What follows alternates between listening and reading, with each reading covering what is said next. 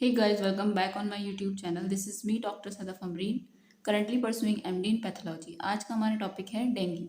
Dengue क्या है? एक तरीके का वायरल इन्फेक्शन है जो किससे होता है? मॉस्किटो से होता है। ये हम सब जानते हैं। डेंगू वायरस जो होते हैं क्या होते हैं यार? फ्लेवी वायरस होते हैं जो कि रिलेटेड होते हैं येलो फीवर वायरस या फिर जापानीज इंसेफेलाइटिस वायरस से। क्या होते हैं ये? फ्लेवी वायरस होते हैं, ठीक है, जो कि किससे रिलेटेड होते हैं? या तो वो येलो फीवर वायरस से या फिर जापानीज इंसेफेलाइटिस से। There are four serotype. Infection with one serotype does not include solid immunity to the others. यानी इनका कहने का मतलब ये है कि डेंगू जो होता है चार तरीके के सीरोटाइप से होता है, ठीक है। इसमें जो होता है अगर आपको एक बार इन्फेक्शन हो जाता है किसी भी सीरोटाइप से तो इसके लिए इसका मतलब ये नहीं है कि बाकी तीनों से भी आपको इम्यूनिटी मिल जाएगी। यानी अगर आपको NS1 से हुआ है इन्फेक्शन, अगली बार अगर आपको NS1 से होता है तो आपके लिए उसके अंदर बॉडी के अंदर पहले से इम्यूनिटी मौजूद है। लेकिन अगर NS2 या NS3 या NS4 अगली बार आपके ऊपर उससे वायरल इन्फेक्शन होता है, डेंगू फीवर होता है, आपको डेंगू होता है, तो उसमें जो है आपके पास इम्यूनिटी मौजूद नहीं होगी। यानी डेंगू फीवर जो हो सकता है चार तरीके के सीरोटाइप से हो सकता है, NS1, NS2, NS3, NS4, ठीक है। An individual may suffer from dengue more than once. तो यानी एक इंडिविजुअल जो है डेंगू फीवर जिंदगी में एक बार नहीं होता, यानी डेंगू फीवर जो होता है एक बार से कई बार ज़्यादा भी बॉडी के अंदर पहुंच सकता है। एक इंसान कई बार उसको डेंगू हो सकता है। इनके कहने का मतलब ये है होनी चाहिए। Transmission is from infected to susceptible individual by the day biting Aedes aegypti mosquito। यानी इनका ट्रांसमिशन जो हो रहा है किससे हो रहा है? मॉस्किटो से हो रहा है जो कि डे बाइटिंग है, एडीज एगिप्टी। बल्कि इनका जो ट्रांसमिशन होता है वो ह्यूमन के बींग्स में आपस में एक दूसरे के टच में आने से, इस तरीके से कांटेक्ट में आने में, डायरेक्टली कांटेक्ट के बीच में आने से नहीं होता। उसके बाद हम बात करेंगे इसकी पैथोलॉजी की। डेंगू फीवर जो होता है यूजुअली नॉन स्पेसिफिक इलनेस होती है but certain factor can predispose to severe manifestation, ठीक है। उसके बाद इन्होंने कहा है कि infection with dengue fever, dengue virus serotype 2, ठीक है। अगर इन्फेक्शन हो रहा है फिर सीरोटाइप 2 से, या फिर एज जो है 10 साल से कम है, या गुड न्यूट्रिशनल स्टेटस है। Since severe manifestation are related to the host immune response, malnourished individual are less prone to vigorous immune response to the virus।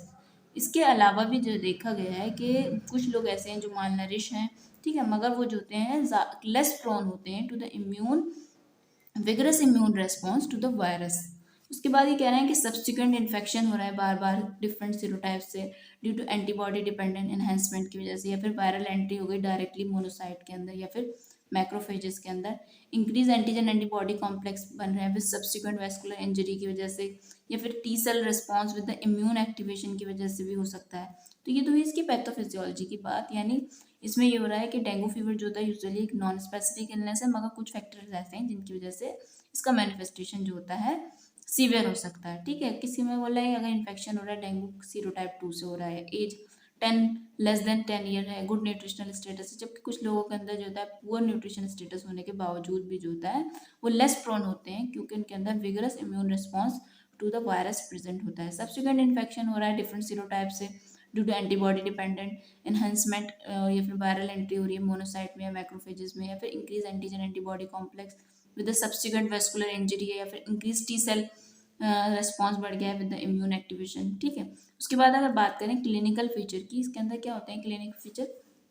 सब क्लिनिकल फीचर्स जो होते हैं इसके अंदर जो होते हैं प्रेजेंट हो सकते हैं एज अनडिफरेंशिएटेड फेब्राइल डिजीज, ठीक है। इसका ऐसा जो सब क्लिनिकल फीचर होगा वो उसका ऐसा लगेगा जैसे अनडिफरेंशिएटेड फेब्राइल डिजीज होगी। ऑफन विद द मैक्यूलोपैपुलर रेशेज होंगे, यानी बुखार इतना तेज आएगा पता नहीं चलेगा कि क्यों आ रहा है बुखार। दूसरा बात ये होगी उसके अंदर मैक्यूलोपैपुलर रैशेज भी हो सकते हैं, पर्टिकुलरली किन लोगों के अंदर होते हैं? इन्फेंट्स में होते हैं और यंग चिल्ड्रंस के अंदर होते हैं।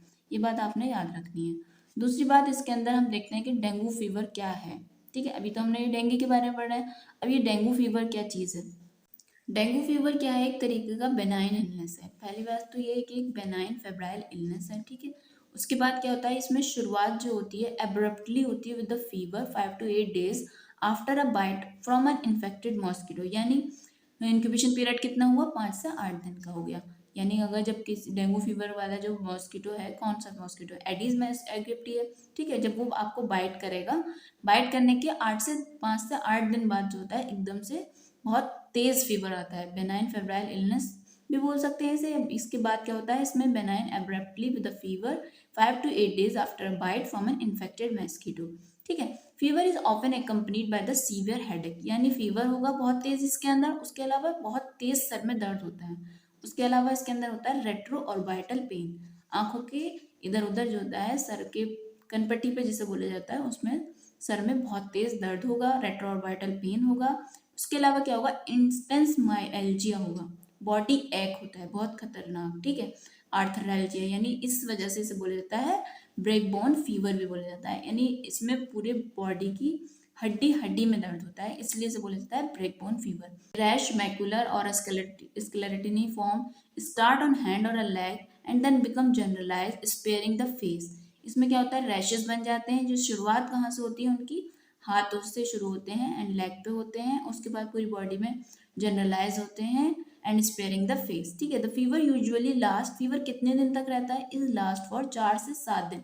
यानी अगर आपको फीवर आ रहा है, बहुत तेज बुखार आ रहा है, आपने चेक कराया, आपको डेंगू पॉजिटिव आया, तो वो फीवर आप जानना चाहेंगे कि फीवर कितने दिन तक रहेगा, तो फीवर जो होता है डेंगू फीवर का रहता है 4 to 7 days and it is followed by the complete recovery. ठीक है। कॉम्प्लिकेशन क्या हो सकती है, कॉम्प्लिकेशन भी इसके अंदर, डेंगू फीवर होता है अगर आपको, तो कॉम्प्लिकेशन बहुत कमी से ही देखने को मिलती है। ब्लीडिंग हो सकती है, may occur without evidence of vascular leak. ठीक है। ब्लीडिंग हो सकती है इसके अंदर, लेकिन ओकेजनली होती है, कॉमनली नहीं होती। GI bleeding, menorrhagia can occur. ठीक है।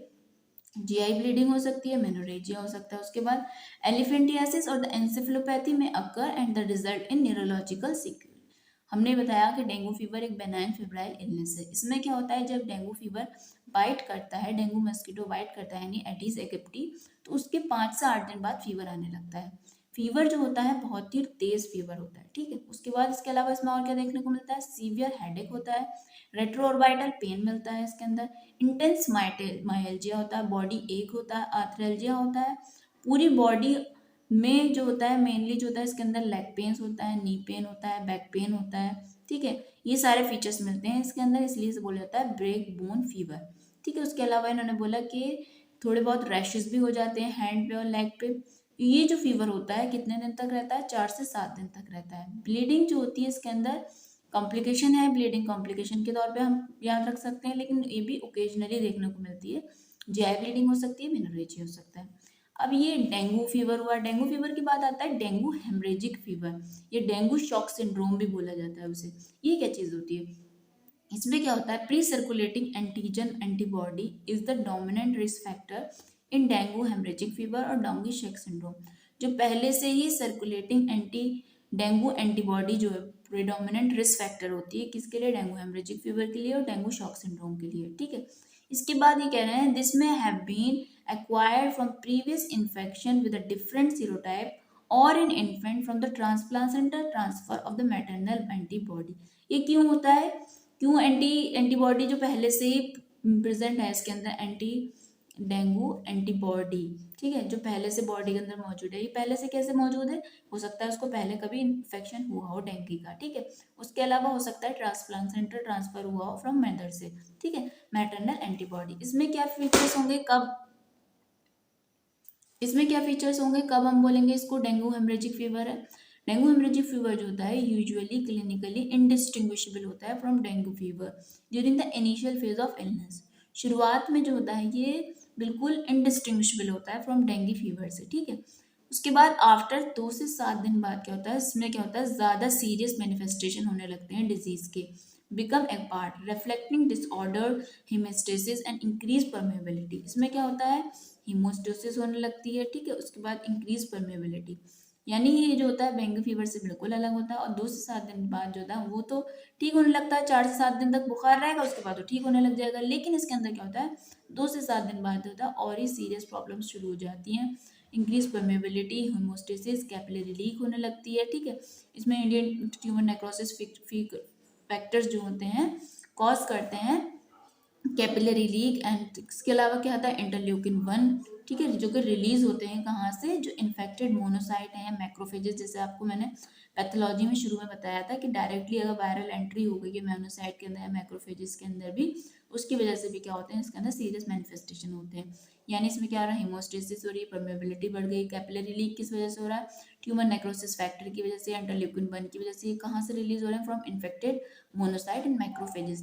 The capillary leak explain the rise in the haematocrit. अब ये कैपिलरी लीक हो रहा है, इसका मतलब ये क्या है कि कैपिलरी लीक का मतलब है कि हेमाटोक्रिट जो है बढ़ गया है, पेरिफेरल एडिमा हो रहा है, उसके अलावा क्या हो रहा है, प्लूरल इफ्यूजन हो रहा है एंड एसाइटिस हो रही है। यानी अगर ब्लीडिंग हो रही है पेशेंट को, ठीक है, अगर उसको डेंगू हुआ है, 2 से 7 दिन हो चुके हैं, उसके बाद आपने देखा कि पेशेंट उसके जो है ठीक होने वाला नहीं हो रहा, उसके और स्टेज खराब होती जा रही है, आपको कहीं दिख रहा है कि कहीं से उसको ब्लीडिंग होने लगी है, तो यानी इसका मतलब ये पेशेंट को क्या है, डेंगू हेमरेजिक फीवर है या फिर डेंगू शॉक सिंड्रोम भी बोल सकते हैं। कैपिलरी लीक जो हो रहा है इसके अंदर, या फिर आप जिसे बोलें कि थ्रोम्बोसाइटोपेनिया में आप positive may give a positive capillary trace which is more than 20 petaiki in an area of an 1 inch when the PP cuff is inflamed midway between the systolic and diastolic pressure for 5 minutes। यानी आपको कैसे लगेगा कि capillary leak हो रहा है, thrombocytopenia हो रहा है, इसमें क्या होगा, जब आप बीपी कफ बांधेंगे तो उसमें क्या होगा, पॉजिटिव कैपिलरी टेस्ट किस तरीके से पता चलेगा, जब आप बीपी कफ बांधेंगे तो उसमें क्या होगा, 20 से ज़्यादा पिटाई की देखने को मिलेंगे 1 इंच एरिया के अंदर, जब बीपी कफ को जो होता है इन्फ्लेम किया जाएगा Midway between the systolic and the diastolic pressure. यानी 2 से 20 से ज़्यादा अगर पिटाई के देखने को मिल रहे हैं हमें 1 इंच एरिया में, जब हमने कैपिलरी टेस्ट करके देखा, यानी कि कफ बांध के देखा, तो उसमें हमें पता चल जाएगा कितनी देर के लिए, फॉर 5 मिनट के लिए। तो यानी इसको डेंगू हेमरेजिक फीवर है, यानी कैपिलरीज का लीक हो रहा है। Shock often occur 24 hour before and after the defervescence supporting and a role of for immune mediated immunity injury. ठीक है, एंसेफेलोपैथिक शॉक जो होता है अकर कर सकता है 24 घंटे से पहले भी या फिर उसके बाद भी। Encephalopathy and GBS and the acute transfer myelitis have also been associated with the dengue viral infection. Okay. जैसा कि अभी मैंने आपको बताया कि डेंगू फीवर में क्या होता है, डेंगू फीवर का जो ट्रांसमिशन होता है वो किसकी वजह से होता है, डे बाइटिंग एडीज एकेप्टी की वजह से। जब ये हमें बाइट करता है तो बाइट करने के 5 to 8 डेज बाद फीवर आता है। ठीक है, यानी इसका जो इंक्यूबेशन पीरियड हुआ 5 to 8 डेज का। डेंगू फीवर को जो क्लासिकल डेंगू फीवर होता है जिसे ब्रैकबोन फीवर भी बोला जाता है, ये बात तो आपने समझ ली। उसके बाद इसका जो इंक्यूबेशन पीरियड हुआ यानी 5 to 8 डेज की हुआ।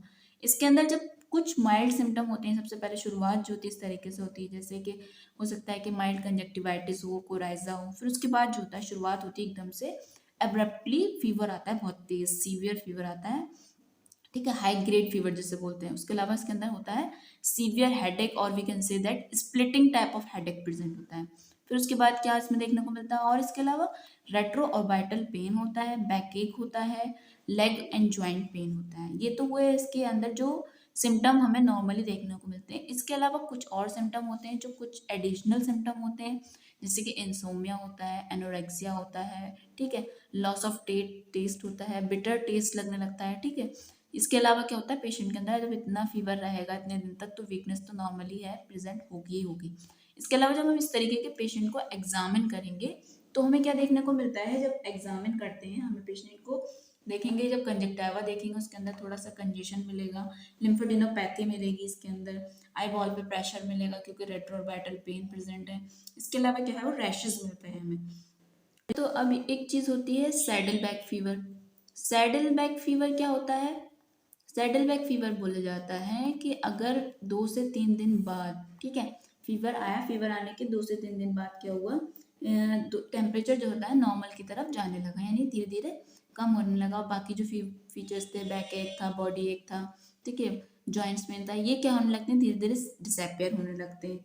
और अगर रिमिशन जो होता है इनका टिपिकली लास्ट करता है for 2 days and it is followed by return of fever and other symptom, तो इस तरीके के फीवर को बोला जाता है सैडल बैक फीवर। ठीक है, अब वो बोला है इसके अंदर कि एक कोगुलोपैथी में also occur due to the consumption of coagulation factor due to DIC, liver dysfunction and molecular mimicry between the viral protein and coagulation factor. Prognostic factor इसके अंदर ये होंगे कि बीपी जब देखेंगे तो 90-60 मिलेगा, हेमाटोक्रिट जो होगा 50% होगा, platelet count less than 50,000, bleeding occur other than the petechiae example ecchymosis है, हेमेटोमेसिस है, नेफिस्टेक्सिस है, तो ये सारे क्या होंगे, प्रेग्नोस्टिक फैक्टर होंगे। ठीक है, WHO का डायग्नोस्टिक क्राइटेरिया क्या है कि कब आप उससे बोलेंगे कि डेंगू हेमरेजिक फीवर है या डेंगू शेक सिंड्रोम है, तो इसके अंदर क्या होगा, डेंगू हेमरेजिक फीवर के अंदर जो होंगे इस तरीके के आपको फीचर्स देखने को मिलेंगे, फीवर्स और हिस्ट्री ऑफ एक्यूट फीवर, यानी डेंगू हेमरेजिक फीवर के अंदर फीवर मिलेगा आपको या हिस्ट्री मिलेगी एक्यूट फीवर की। उसके अलावा हेमरेजिक टेंडरनेस होगी demonstrated by the positive tourniquet test, यानी हमने जैसे टॉर्निकेट टेस्ट करके देखा था, यानी उसके अंदर पिटाई मिल गए थे 1 इंच एरिया के अंदर 20 से ज़्यादा पिटाई। फिर पिटाई देखने को मिल रहा है, कीमोसिस है, परप्यूरा है, ब्लीडिंग है, तो ये सारे क्या हुए, फीचर्स हैं जो कि इंडिकेट कर रहे हैं डेंगू हेमरेजिक फीवर को। ठीक है, उसके बाद बोले हैं थ्रोम्बोसाइटोपिनिया मिलेगा उसके अंदर। एविडेंस ऑफ प्लाज्मा लीकेज, हमें कैसे पता चलेगा कि प्लाज्मा लीकेज है, तो हेमाटोक्रिट अगर हमारा ग्रेटर देन 20 आ रहा है या अबव और एवरेज आ रहा है, हेमाटोक्रिट जो होता है डिक्रीज है in greater than 20% after the volume replacement. Clinical sign जो होता है प्लूरल इफ्यूजन के, साइटिस के मिल रहे हैं। ठीक है, जोंगू शॉक सिंड्रोम जो होगा उसके अंदर जो होंगे सारे फीचर्स प्रेजेंट होंगे, all the above are present, plus evidence of the circulatory failure के साथ में भी उसके अंदर फीचर्स होंगे। ठीक है, इसके अंदर क्या होता है, रैपिड और वीक पल्स देखने को मिलेगी हमें। ठीक है, डेंगू शॉक सिंड्रोम तो पेशेंट शॉक में चला जाएगा, तो पल्स कैसी हो जाएगी, बहुत ज़्यादा रैपिड और वीक हो जाएगी। नैरो पल्स प्रेशर, पल्स होगा, पल्स प्रेशर भी बहुत कम हो जाएगा, ब्लड प्रेशर जो होगा बहुत कम हो जाएगा, हाइपोटेंशन मिलेगी उसके अंदर। स्किन कैसी हो जाएगी, कोल्ड क्लामी स्किन हो जाएगी। ठीक है, रेस्टलेसनेस प्रेजेंट होगी, पेशेंट को बहुत ज़्यादा बेचैनी प्रेजेंट होगी। ग्रेडिंग कैसे करेंगे severity of dengue haemorrhagic fever की, पहले जो होगा first grade dengue haemorrhagic fever बोलेंगे जब उसके अंदर टॉर्निकेट टेस्ट पॉजिटिव आएगा। ठीक है, एंड और इजी ब्रूजिंग होगी। ठीक है, सेकंड नंबर पे क्या होगा, ग्रेड सेकंड बोलेंगे जब उसके अंदर स्पॉन्टेनियसली ब्लीडिंग होगी। पहला पॉजिटिव टॉर्निकेट टेस्ट आया, सेकंड में कहीं ब्लीडिंग हो गई स्पॉन्टेनियसली, थर्ड ग्रेड में अंदर सर्कुलेटरी साइन के फीचर्स मिल रहे हैं, सर्कुलेटरी फेल्योर के फीचर्स मिल रहे हैं। चौथे नंबर पे बिल्कुल पेशेंट शॉक में जा चुका है, तो उसे रखेंगे हम फोर्थ ग्रेड के अंदर। कोई भी पेशेंट आ रहा है उसके अंदर आपने टर्निकेट टेस्ट करके देखा पॉजिटिव आया, तो आप उसको बोलेंगे डेंगू हेमरेजिक फीवर का फर्स्ट ग्रेड का पेशेंट है। ठीक है, अगर उसके अंदर कहीं पे ब्लीडिंग हो रही है तो वो क्या होगा, dengue haemorrhagic fever second grade का हो गया। डायग्नोसिस कैसे करेंगे इसके अंदर, जो गोल्ड स्टैंडर्ड है इसके लिए डिटेक्टर ऑफ एंटीबॉडी के लिए by haemagglutination inhibition assay showing at least a 4-fold rise in the titre neutralising antibody in paired sample. ठीक है, गोल्ड स्टैंडर्ड टेस्ट इसके लिए इस तरीके से करेंगे, क्या एंटीबॉडी डिटेक्शन के लिए करवाते हैं टेस्ट। ठीक है, उसके बाद एलिजा कराया जाता है फॉर IgM एंटीबॉडी के लिए, विच अपेयर अराउंड 6th डे, जो किस दिन अपेयर करता है, छठे दिन के अंदर अपेयर करता है और last for about month to year तक रहता है। They can be detected by the ELISA. Virus isolation करा सकते हैं आप, किसकी टेक्निक इफ अवेलेबल, RT-PCR करा सकते हैं। ठीक है, detection of virus with in 1 to 2 days of manifestation with test being negative later in the illness, यानी आप डायग्नोसिस किससे करा सकते हैं, सबसे पहले detection of antibodies by haemagglutination inhibition assay के जरिए करा सकते हैं, किसे, बाय हीमोएग्लूटिनेशन इनहिबिशन एसे, जो शो करता है at least a 4-fold rise in the titre of neutralising antibody in paired sample.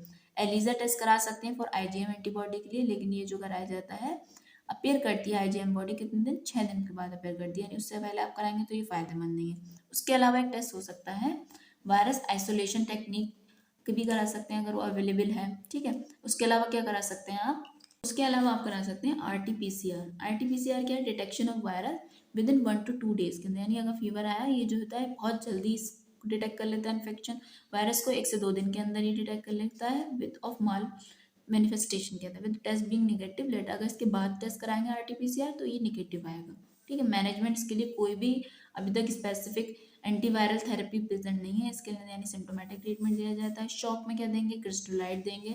ठीक है, जैसे कि डेक्सट्रोज दिया जाएगा, नॉर्मल सलाइन शॉक में देते हैं डेक्सट्रोज, जैसे कि क्रिस्टोलाइड में आया डेक्सट्रोज, नॉर्मल सलाइन देते हैं, RL देते हैं। कितना दिया जाता है, ये 10 से 20 ml दिया जाता है पर kg ओवर 30 मिनट, यानी अगर कोई पेशेंट शॉक में है तो उसको हम क्रिस्टोलाइड दे सकते हैं, क्रिस्टोलाइड में यानी डेक्सट्रोज दे सकते हैं, normal saline dextrose normal saline Ringer acetate दे सकते हैं। कितना दिया जाएगा, 10 से 20 ml दिया जाता है पर kg, कितना, over 30 minute, then every hour till pulse और BP एंड CVP जो होता है यूरिन आउटपुट जब तक कि नॉर्मल नहीं हो जाए। कब तक देना है, जब तक कि आपका पल्स है, BP है, CVP है, यूरिन आउटपुट है, नॉर्मल हो जाए। इट प्रोफाउंड शॉक है ना इनिशियली कोलाइड लाइक, जैसे हेट्रोस्टार्च और हेमासील है। Platelet transfusion for the symptomatic thrombocytopenia, platelet का ट्रांसफ्यूजन जब करेंगे जब हमें किसके लिए, फॉर सिम्टोमेटिक थ्रोम्बोसाइटोपेनिया के लिए। डेंगू फीवर जो होता है उसके अंदर क्या देना है, सिंपली पैसीमोल देंगे यानी पैरासीटामोल देंगे। एस्प्रिन को अवॉइड करते हैं क्योंकि ये क्या करता है, ब्लीडिंग टेंडेंसी को बढ़ा देता है एंड रिस्क ऑफ डेवलपिंग, जिसकी वजह से राइस सिंड्रोम के बनने के भी चांसेस हो सकते हैं। अगर डेंगू हेमोरेजिक फीवर है, जैसे शॉक सिंड्रोम भी जिसे बोला जाता है, इसके अंदर क्या दिया जाता है, प्लाज्मा एक्सपेंशन विद क्रिस्टलॉइड दिए जाते हैं solution in the main history of the treatment, यानी इसमें क्या दिया जाता है, प्लाज्मा एक्सपेंशन विद क्रिस्टलॉइड दिए जाते हैं। क्रिस्टलॉइड सोल्यूशन यही सबसे मेन इसका अंदर ट्रीटमेंट चलता है। Corticosteroid have been used but are of no prove benefit, corticosteroid भी इस्तेमाल किया जाता है मगर इनका कोई प्रूफ बेनिफिट नहीं है। यानी ट्रीटमेंट जो देना है सिंपली इसके अंदर क्या लेना है, हमें सिम्टोमेटिक ट्रीटमेंट देना है। अगर सिंपली किसी को डेंगू फीवर है तो उसके अंदर पैरासीटामोल दिया जाएंगे, एस्प्रिन नहीं इस्तेमाल करना है क्योंकि इसके अंदर ब्लीडिंग टेंडेंसी को ही बढ़ा देता है। अगर शॉक वाला पेशेंट है तो उसके अंदर क्रिस्टलाइड जैसे डेक्सट्रोज नॉर्मल सलाइन देंगे। रिंगर लैक्टेट कितना देना है, 10 से 20 ml पर केजी बॉडी वेट देना है, ठीक है, ओवर 30 मिनट। उसके बाद आर्ली देते हैं जब तक कि बीपी वगैरह आपका सब नॉर्मल नहीं हो जाए। और उसके अलावा अगर डेंगू शॉक सिंड्रोम का पेशेंट है या डेंगू हेमरेजिक फीवर है तो क्या करना है, उसके अंदर plasma expansion with crystalloid solution दिए जाते हैं। So this is about dengue fever. आज हमने रिकवर किया dengue fever. I hope you like the video. If you like please hit like button and share with your friend. If you have any query just feel free to comment below in the comment section. फिर मिलते हैं आपसे next video के अंदर। Thank you so much.